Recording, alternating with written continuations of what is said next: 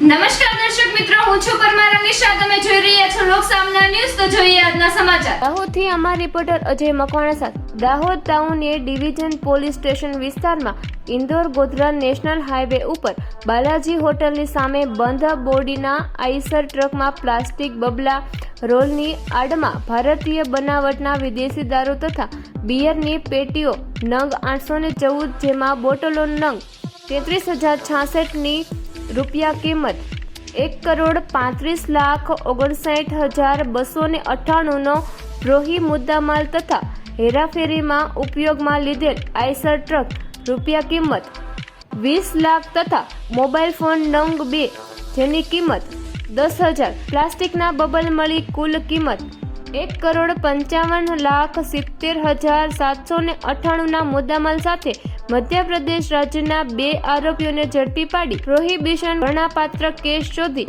કાઢતી Dahod local crime branch. તો ફરી મળીશું એક નવા સમાચાર સાથે. ત્યાં સુધી જોતા રહો લોક સામના ન્યૂઝ.